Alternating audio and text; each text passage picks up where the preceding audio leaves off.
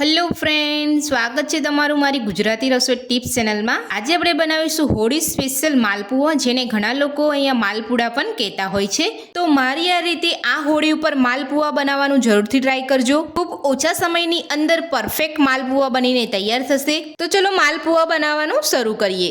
તો માલપુઆ બનાવવા માટે મેં અહીંયા 1 વાટકી ઘઉંનો લોટ લીધો છે। સૌથી પહેલા આપણે ઘઉંનો લોટ એક બાઉલની અંદર લઈ લઈશું। હવે આપણે 4 ચમચી જેટલો સોજી ઉમેરીશું। સાથે જ આપણે જે વાટકીના માપથી આપણે ઘઉંનો લોટ લીધો હતો એ જ વાટકીના માપથી આપણે અડધી વાટકી દરેલી ખાંડ ઉમેરીશું। સાથે જ આપણે અહીંયા ઇલાયચી પાવડર ઉમેરીશું। સાથે જ આપણે અહીંયા વરિયાળીને મેં અહીંયા થોડી અધકચરી અહીંયા આ રીતે વાટી લીધી છે। તો આપણે અહીંયા વરિયાળી વગર માલપુઆ આપણા અધૂરા છે, તો હવે આપણે વરિયાળી ઉમેરીશું। સાથે જ આપણે કારા મરીનો પાવડર ઉમેરીશું। તો હવે આપણે બધું સરસ મિક્સ કરી લઈશું। તો જ્યારે પણ તમે માલપુઆ બનાવો ત્યારે આ રીતે બનાવશો તો તમારા એકદમ પરફેક્ટ અને એકદમ સ્વાદિષ્ટ માલપુઆ બનીને તૈયાર થશે અને મહેનત પણ તમારે અહીંયા ખૂબ ઓછી લાગશે। તો હવે આપણે તેની અંદર અડધો ગ્લાસ જેટલું દૂધ ઉમેરીશું। તો તમે જોઈ શકો છો મેં અહીંયા નાનો 1 ગ્લાસ લીધો છે, એટલે આપણે અહીંયા અડધા ગ્લાસ જેટલું દૂધ લીધું છે। તો હવે આપણે બધું જ મિક્સ કરી લઈશું। તો આ રીતે તમે માલપુઆ બનાવશો તો તમારા માલપુઆ ઝટપટ બનીને તૈયાર થશે। અને જો તમે અહીંયા માલપુઆ દૂધની અંદર જ બનાવવા માંગતા હોય તો તમે દૂધ એકલું ઉમેરીને પણ બનાવી શકો છો, પણ હું અહીંયા દૂધ અને પાણી બંને મિક્સ કરી અને બનાવું છું। તો હવે આપણે તેની અંદર થોડું પાણી ઉમેરીશું।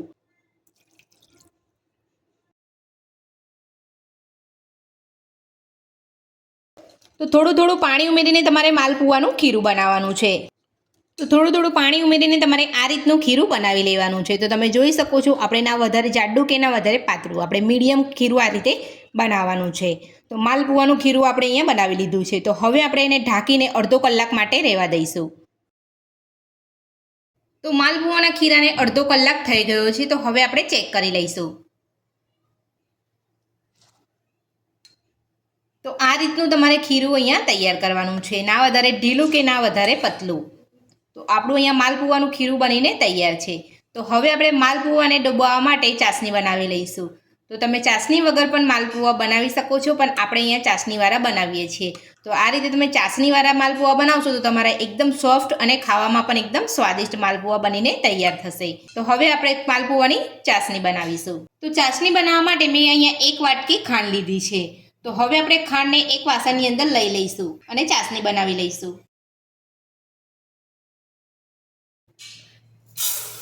સાથે જ આપણે એટલી વાટકી પાણી ઉમેરીશું। તો 1 વાટકી ખાંડ લીધી છે, તો 1 વાટકી આપણે પાણી ઉમેરીશું। અને આપણે અહીંયા 1 તારવાળી કે 2 તારવાળી આપણે અહીંયા ચાસણી નથી બનાવવાની। તો હવે આપણે ખાંડને ઓગાળી લઈશું। તો આપણે અહીંયા ખાંડને ઓગાળવાની છે અને પછી આપણે ખાંડ ઓગળી જાય એટલે આપણે 3 મિનિટ જેટલી જ આપણે અહીંયા ચાસણીને થવા દેવાની છે, વધારે ચાસણી આપણે અહીંયા નથી થવા દેવાની। તો તમે જોઈ શકો છો ખાંડ આપણી અહીંયા સરસ ઓગળી ગઈ છે। તો હવે આપણે ચાસણીને ફક્ત 3 મિનિટ માટે થવા દઈશું। તો તમે જોઈ શકો છો ચાસણી આપણી અહીંયા થઈ રહી છે। તો હવે આપણે સામાન્ય જેટલો ઓરેન્જ રેડ ફૂડ કલર ઉમેરીશું। તો આટલો જ આપણે ઉમેરવાનું છે, અહીંયા વધારે આપણે કલર નથી ઉમેરવાનો। તો તમે જોઈ શકો છો એકદમ અહીંયા નોર્મલ કલર આવ્યો છે। તો આ રીતે જ તમારે અહીંયા ફૂડ કલર ઉમેરવાનો છે। જો તમારી પાસે અહીંયા કેસર હોય તો તમે કેસર પણ ઉમેરી શકો છો, અને કેસર ના હોય તો તમે આ રીતે ફૂડ કલર પણ ઉમેરી શકો છો। તો 1 મિનિટ જેટલો સમય થઈ ગયો છે, તો હવે આપણે એને 2 મિનિટ જેટલું થવા દઈશું। તો ખાંડ ઓગળ્યા પછી આપણે ધ્યાન રાખવાનું છે કે આપણે 3 જ મિનિટ ફક્ત ચાસણીને આપણે થવા દેવાની છે। તો ખાંડ ઓગળ્યા પછી અહીંયા ચાસણીને 3 મિનિટ જેટલો સમય થઈ ગયો છે। તો હવે આપણે ગેસને બંધ કરી લઈશું। તો ચાસણી આપણી અહીંયા બની ગઈ છે। તો બીજી બાજુ આપણે અહીંયા માલપુઆ બનાવવા માટે આપણે અહીંયા તેલ ગરમ કરવા પણ મૂકી દીધું હતું, તે પણ આપણે અહીંયા ચેક કરી લઈશું। તો તમે જોઈ શકો છો એક પેનની અંદર આપણે અહીંયા તેલ ગરમ કરવા મૂક્યું હતું, એ પણ આપણે અહીંયા ગરમ થઈ ગયું છે। તો હવે આપણે જે ખીરું બનાવ્યું છે માલપુઆનું એ સહેજ તેલમાં ઉમેરી અને આપણે તેલને ચેક કરી લઈશું। તો તમે જોઈ શકો છો અહીંયા ખીરું મૂક્યું છે એ આપણે એકદમ સરસ અહીંયા ઉપર આવી ગયું છે। તો તેલ આપણું અહીંયા પરફેક્ટ ગરમ છે। તો હવે આપણે જે અહીંયા માલપુઆનું ખીરું બનાવીને રાખ્યું હતું એ ખીરાથી આપણે અહીંયા માલપુઆ તેલની અંદર પાડી લઈશું।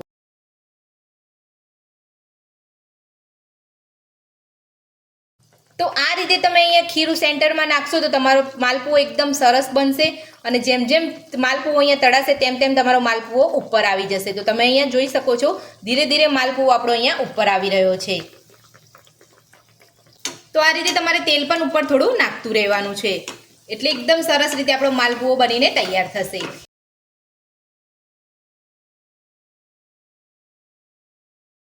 તો તળાઈને એકદમ સરસ રીતે તમારો માલપુઓ ઉપર આવી જશે, એટલે તમારે હળવે હાથે પલટાવી લેવાનો છે. તો માલપુઓ આપણો અહીંયા તળાઈને ઉપર આવી ગયો છે, તો હવે આપણે ધીરેથી જ પલટાવી લઈશું. તો તમે જોઈ શકો છો એકદમ સરસ અહીંયા કલર પણ આવ્યો છે. તો બંને બાજુ તમારે આ રીતે હળવે હાથે તમારે અહીંયા માલપુઆને ફ્રાય કરી લેવાનો છે. તમારું ખીરું એકદમ પરફેક્ટ બન્યું હશે તો આ રીતે તમારો માલપુઓ ફૂલીને એકદમ સરસ તૈયાર થશે. તો તમે જોઈ શકો છો મારો માલપુઓ એકદમ સરસ અહીંયા એકદમ પૂરી જેવો ફૂલીને તૈયાર થયો છે. તો એક બાજુ આપણે માલપુઆને તળાવવા દઈશું. તો હવે આપણે બીજી બાજુ પણ માલપુઆને ચેક કરી લઈશું. તમે જોઈ શકો છો એકદમ સરસ રીતે અહીંયા માલપુઓ તળાઈને તૈયાર છે.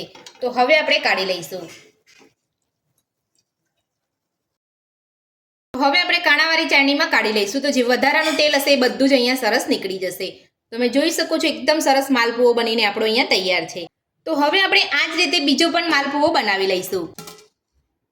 તો આ રીતે તમારે ખીરું અહીંયા સેન્ટરમાં જ નાખવાનું છે, એટલે તમારો માલપુઓ એની જાતે જ એનો આકાર સરસ લઈ લેશે. તો તમે જોઈ શકો છો એકદમ સરસ રાઉન્ડ આપણો અહીંયા માલપુઓ બની રહ્યો છે. તો માલપુઓ તળાઈને ઉપર આવે એટલે તમારે પલટાવવાનો છે. તો આ રીતનું તમે પરફેક્ટ ખીરું બનાવશો તો તમારો માલપુઓ એકદમ ફૂલીને પૂરી જેવો બનીને તૈયાર થશે અને ખાવામાં પણ એકદમ સરસ સોફ્ટ લાગશે. તો આ રીતે તમારે અહીંયા ધીમા તાપે જ તમારે અહીંયા માલપુઆને તળવાના છે. ફૂલ ગેસ નથી કરવાનો, અને ફૂલ ગેસ કરશો તો તમારા માલપુઆ લાલ થઈ જશે. તો તમે જોઈ શકો છો આપણો માલપુઓ તળાઈને ઉપર આવી ગયો છે. તો હવે આપણે માલપુઆને પલટાવી લઈશું.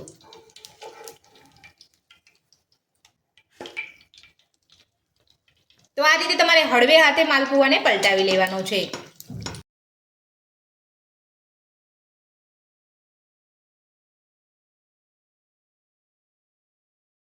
તો બીજી વાર પણ આપણે માલપુઓ બનીને સરસ તૈયાર છે. તો આ જ રીતે આપણે બધા જ માલપુઆ બનાવી લઈશું. તો બધા જ માલપુઆ બનીને આપણા તૈયાર છે. તો હવે આપણે માલપુઆને ચાસણીની અંદર લઈ લઈશું. તો ચાસણીની અંદર માલપુઆ લેતા પહેલા તમારી ચાસણી ગરમ હોવી જોઈએ, નહીં તો તમારા માલપુઆ ગરમ હોવા જોઈએ. તો બેમાંથી એક ગરમ તમારે હોવું જોઈએ. ત્યાર પછી જ તમારે માલપુઆને ચાસણીની અંદર લેવાના છે. તો હવે આપણે માલપુઆને ચાસણીની અંદર લઈ લઈશું. તો ચાસણીની અંદર લઈને તમારે આ રીતે માલપુઆને પલટાવી લેવાના છે.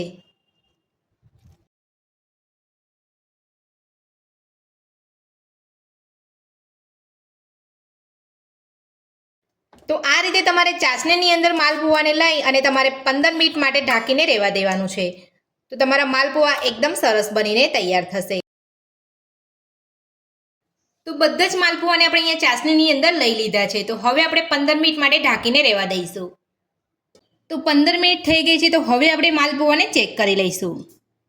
તો માલપુઆ આપણે અહીંયા બનીને તૈયાર છે. તો હવે આપણે ચાસણીમાંથી માલપુઆને કાઢી અને એક પ્લેટની અંદર સર્વ કરી લઈશું.